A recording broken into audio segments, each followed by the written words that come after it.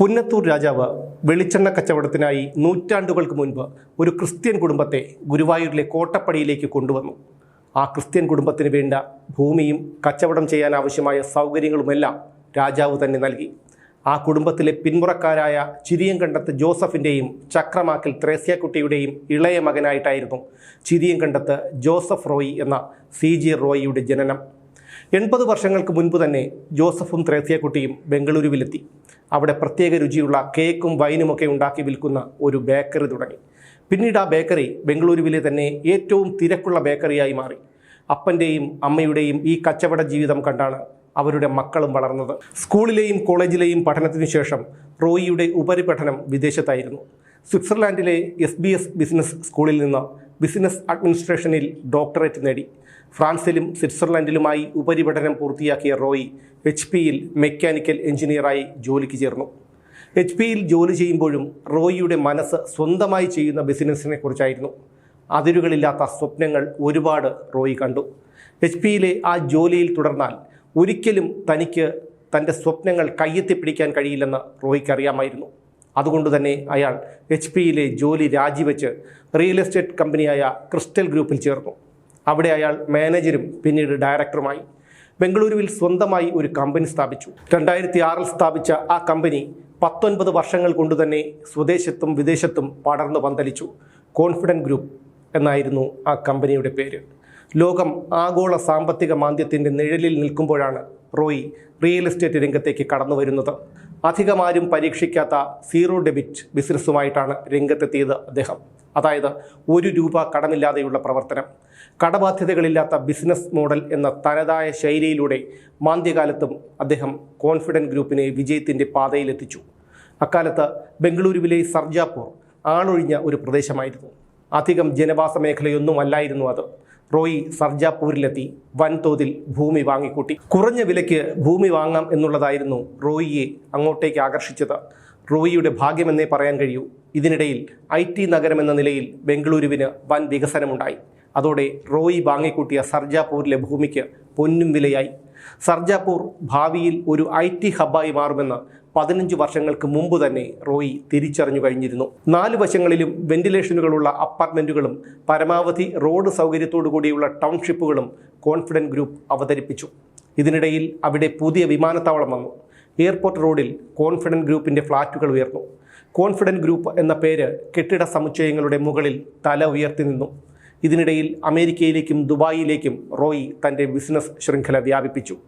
Real എസ്റ്റേറ്റിന് പുറമെ hospitality, വിദ്യാഭ്യാസം, entertainment, building materials, aviation, ആരോഗ്യം എന്നീ മേഖലകളിലേക്കും റോയി തൻ്റെ സാന്നിധ്യം അറിയിച്ചു. 2010-ലധികം വമ്പൻ പാർപ്പിട പദ്ധതികളും 23,000-ത്തിലധികം വരുന്ന ഇടപാടുകാരുമായി രാജ്യത്തും വിദേശത്തുമായി സഹസ്ര കോടികൾ ആസ്തിയുള്ള കമ്പനിയായി കോൺഫിഡൻറ്റ് ഗ്രൂപ്പ് വളർന്നു. തിരുവനന്തപുരത്തും കൊച്ചിയിലും കോഴിക്കോട്ടും തൃശ്ശൂരും കോട്ടയത്തുമായിരുന്നു കേരളത്തിൽ കോൺഫിഡൻറ്റ് ഗ്രൂപ്പിൻ്റെ പ്രോജക്റ്റുകളിൽ കൂടുതലും. സമൂഹത്തിലെ സമ്പന്നരെ മാത്രമല്ല, ഇടത്തരക്കാരെയും ലക്ഷ്യം വെച്ചായിരുന്നു കോൺഫിഡൻറ്റ് ഗ്രൂപ്പിൻ്റെ പ്രവർത്തനം. 54 ലക്ഷം മുതൽ 3 കോടി വരെയുള്ള അപ്പാർട്ട്മെൻറ്റുകൾ കോൺഫിഡൻറ്റ് ഗ്രൂപ്പ് നിർമ്മിച്ചു വിറ്റു. തിരുവനന്തപുരത്ത് 25-ഉം കൊച്ചിയിൽ 29-ഉം കെട്ടിട സമുച്ചയങ്ങൾ കോൺഫിഡൻറ്റ് ഗ്രൂപ്പിനുണ്ട്.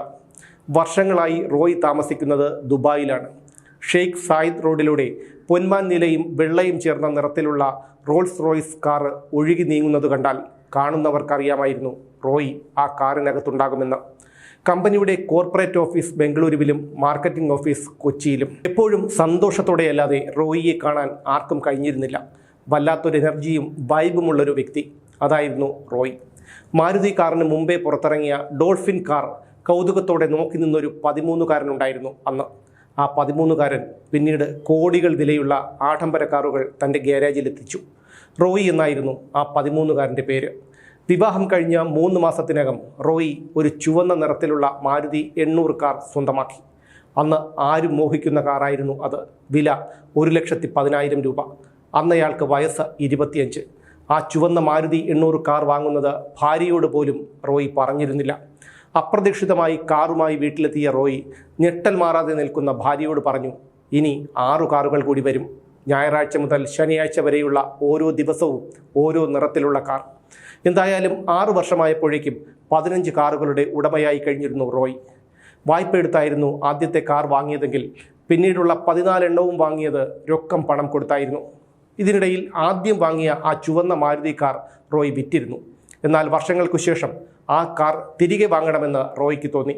പക്ഷേ ആ കാർ എവിടെയാണെന്ന് അദ്ദേഹത്തിന് അറിയുമായിരുന്നില്ല. അതുകൊണ്ട് ആ കാർ കണ്ടെത്തുന്നവർക്ക് 10 ലക്ഷം രൂപ സമ്മാനം പ്രഖ്യാപിച്ചു റോയ്. 36 മണിക്കൂറുകൾ, വെറും 36 മണിക്കൂറുകൾ മാത്രമേ വേണ്ടി വന്നുള്ളൂ. റോയ് ആദ്യം വാങ്ങിയ ആ ചുമന്ന നിറത്തിലുള്ള മാരുതി കാർ കണ്ടെത്തി. ആ കാറിൻ്റെ ഉടമ അന്ന് കിടപ്പ് രോഗിയായി കഴിഞ്ഞിരുന്നു. കാറിനാകട്ടെ ആക്രയുടെ വില പോലും കിട്ടുമായിരുന്നുമില്ല. എന്നിട്ടും 7 ലക്ഷം രൂപ കൊടുത്ത് റോയ് ആ കാർ വീണ്ടും സ്വന്തമാക്കി. ദുബായിലെ എമിറേറ്റ്സ് ഹിൽസിലെ തൻ്റെ വില്ലയിൽ ലോകത്തിലെ ഒട്ടുമിക്ക കാറുകളും റോയ് എത്തിച്ചു. 12 റോൾസ് റോയ്സുകൾ, വാഹനപ്രേമികൾ മാത്രം സ്വപ്നം കാണുന്ന ബുഗാട്ടി, അതിൻ്റെ ലിമിറ്റഡ് എഡിഷൻ മോഡലുകൾ, Hummer, Cadillac, Lamborghini, Ferrari, range rover, അങ്ങനെ ലോകത്ത് എണ്ണം പറഞ്ഞ അത്യാഡംബര വാഹനങ്ങളെല്ലാം റോയിയുടെ ദുബായിലെ ഗാരേജിലുണ്ട്.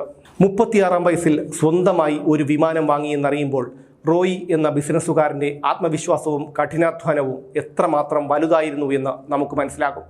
ആ വിമാനം വാങ്ങിയത് 1 രൂപ പോലും കടമില്ലാതെയാണെന്ന് റോയ് തന്നെ ഒരിക്കൽ പറഞ്ഞിട്ടുണ്ട്. ഒരിക്കൽ ദുബായ് എയർ ഷോയിൽ 11 വിമാനങ്ങൾക്ക് ഓർഡർ നൽകിക്കൊണ്ട് റോയ് എല്ലാവരെയും ഞെട്ടിച്ചു. ഒരു മലയാളി വ്യവസായി നൽകുന്ന ഏറ്റവും വലിയ ഫ്ലൈറ്റ് ഓർഡറായിരുന്നു അത്. പക്ഷേ എന്തുകൊണ്ടോ അത് നടക്കാതെ പോയി. ഇന്ത്യയിൽ തൻ്റെ എല്ലാ വാഹനങ്ങൾക്കും 3 എന്ന നമ്പരായിരുന്നു റോയ് കരസ്ഥമാക്കിയിരുന്നത്. എന്നാൽ ദുബായിൽ അത് സാധിക്കുമായിരുന്നില്ല. അതുകൊണ്ട് തന്നെ തമ്മിൽ കൂട്ടിയാൽ 3 കിട്ടുന്ന നമ്പറുകളായിരുന്നു ദുബായിൽ റോയിയുടെ വാഹനങ്ങളിലേത്. കാറിൻ്റെ വിലയോടൊപ്പമോ അതിൽ കൂടുതലോ നമ്പറിനായി റോയ് മുടക്കിയിട്ടുണ്ട്. ഒരുപക്ഷെ ഡോൾഫിൻ കാറിനെ നോക്കി കൗതുകത്തോടെ നിന്ന ആ 13-കാരൻ പയ്യൻ്റെ പകരം വീട്ടിലായിരിക്കാം അത്. ആരും കൊതിക്കുന്ന ജീവിതമായിരുന്നു റോയിയുടേത്. താമസം ഭാര്യ ലിനിയോടും മക്കളായ രോഹിത്തിനും റിയയോടുമൊപ്പം ദുബായിലെ എമിറേറ്റ്സ് ഹിൽസിലെ അത്യാഡംബര വില്ലയിൽ. ജീവിതം ഒരാഘോഷമാക്കുകയും എല്ലാ പ്രതിസന്ധികളെയും പോസിറ്റീവായി കാണുകയും ചെയ്തിരുന്ന ആളായിരുന്നു റോയ്. യൂറോപ്യൻ രാജ്യമായ സ്ലോവാക്യ ബംഗളൂരുവിൽ കോൺസുലേറ്റ് തുടങ്ങിയപ്പോൾ റോയ് ഓണററി കോൺസലായി. സിനിമ മേഖലയിലും റോയ് തൻ്റെ കയ്യൊപ്പ് ചാർത്തി. വൻ ബഡ്ജറ്റ് ചിത്രങ്ങളായ കാസനോവ, മരക്കാർ, അറബിക്കടലിൻ്റെ സിംഹം, ഐഡന്റിറ്റി, മിംഹും, മൂസ എന്നീ സിനിമകളുടെയൊക്കെ നിർമ്മാണ പങ്കാളിയായിരുന്നു അദ്ദേഹം. സുഹൃത്തു കൂടിയായ മോഹൻലാലായിരുന്നു പല സിനിമകളിലെയും നായകൻ. ചില സിനിമകളിൽ റോയ് അഭിനയിക്കുകയും ചെയ്തിട്ടുണ്ട്. ജീവകാരുണ്യ പ്രവർത്തനങ്ങളിലും അദ്ദേഹം സജീവമായിട്ടുണ്ടായിരുന്നു. കഴിഞ്ഞ വർഷം നിർധന കുടുംബങ്ങളിലെ വിദ്യാർത്ഥികൾക്ക് 1 കോടി രൂപയുടെ സ്കോളർഷിപ്പ് റോയ് നൽകി. ഒരു കുട്ടിക്ക് വേണ്ടി നമ്മൾ പണം മുടക്കുമ്പോൾ അത് സമൂഹത്തിൻ്റെ ഭാവിക്ക് വേണ്ടിയുള്ള നിക്ഷേപമാണ് എന്നാണ് എൻ്റെ കുടുംബം എന്നെ പഠിപ്പിച്ചത്. ഇതായിരുന്നു റോയ് അന്ന് പറഞ്ഞത്. 100ഓളം പേർക്ക് ഓപ്പൺ ഹാർട്ട് സർജറിയും കോൺഫിഡൻറ്റ് ഗ്രൂപ്പ് നടത്തിയിട്ടുണ്ട്. കോൺഫിഡൻറ്റ് ഗ്രൂപ്പ് ലോഞ്ച് ചെയ്തത് തന്നെ ഏഷ്യാനെറ്റിലെ ഐഡിയ സ്റ്റാർ സിംഗറിലെ സ്പോൺസറായിട്ടാണ്. വിജയിക്ക് 40 ലക്ഷം രൂപ വിലയുള്ള ഫ്ലാറ്റ് സമ്മാനമായി പ്രഖ്യാപിച്ച് റോയിയും കോൺഫിഡൻറ്റ് ഗ്രൂപ്പും മലയാളികളുടെ മനസ്സിൽ കയറിപ്പറ്റി. അന്ന് 5 ലക്ഷം രൂപയാണ് ഐഡിയ സ്റ്റാർ സിംഗറിൻ്റെ സ്പോൺസർഷിപ്പായി ഏഷ്യാനെറ്റ് ആവശ്യപ്പെട്ടത്. ഓരോ എപ്പിസോഡിലും 20 തവണ റോയിയുടെ മുഖവും കോൺഫിഡൻറ്റ് ഗ്രൂപ്പ് എന്ന പേരും മിനി സ്ക്രീനിൽ മിന്നിമറഞ്ഞു.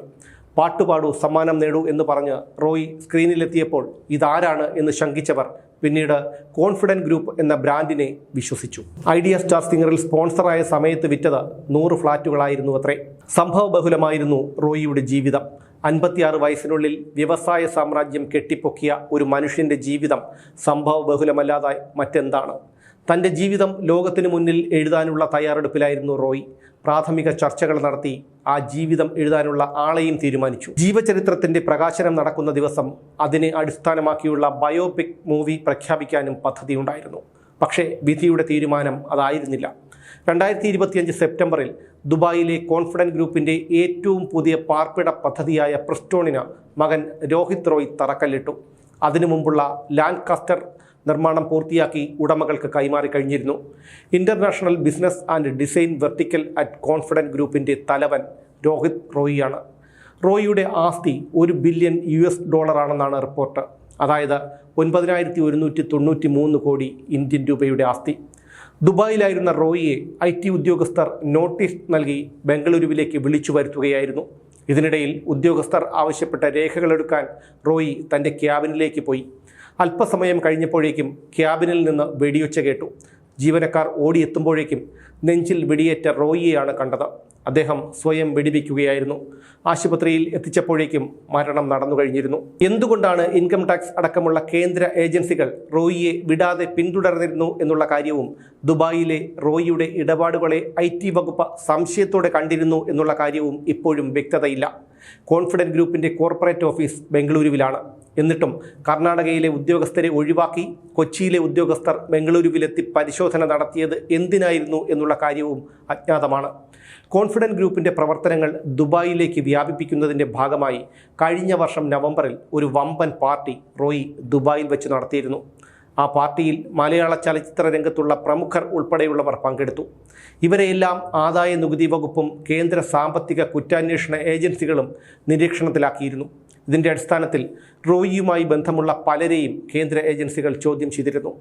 ആദായ നികുതിയുമായി ബന്ധപ്പെട്ട് കർണാടക ഹൈക്കോടതിയിലും അപ്പലേറ്റ് ട്രിബ്യൂണലിലും കോൺഫിഡന്റ് ഗ്രൂപ്പിന് കേസുകൾ ഉണ്ടായിരുന്നു. സ്ലോവാക്യ പോലെയുള്ള ചെറിയ രാജ്യങ്ങളുടെ കോൺസൽ പദവി സമ്പന്നർ വില കൊടുത്ത് വാങ്ങാറുണ്ട്. എയർപോർട്ടിലെ പരിശോധനകളിൽ നിന്ന് രക്ഷപ്പെടാമെന്നുള്ളതും ഡിപ്ലോമാറ്റിക് പാസ്പോർട്ടിൻ്റെ ആനുകൂല്യങ്ങൾ കിട്ടുന്നതുമൊക്കെയാണ് ഇതിനു കാരണമായി പറയപ്പെടുന്നത്. സ്ലോവാക്യൻ റിപ്പബ്ലിക്കിൻ്റെ ഓണററി കോൺസലായിരുന്നു റോയ്. തൻ്റെ ഒരു ബിസിനസ്സും സ്ലോവാക്യയിൽ അദ്ദേഹത്തിന് ഇല്ലായിരുന്നു. എന്തിനായിരുന്നു അത്തരമൊരു പദവി റോയ് സ്വന്തമാക്കിയത് എന്നുള്ളത് ഒരു ചോദ്യമാണ്. പിഴയടച്ചാൽ തീരാവുന്ന കേസുകളെ കോൺഫിഡന്റ് ഗ്രൂപ്പിന് ഇന്ത്യയിലുള്ളൂ എന്നാണ് അറിയുന്നത്.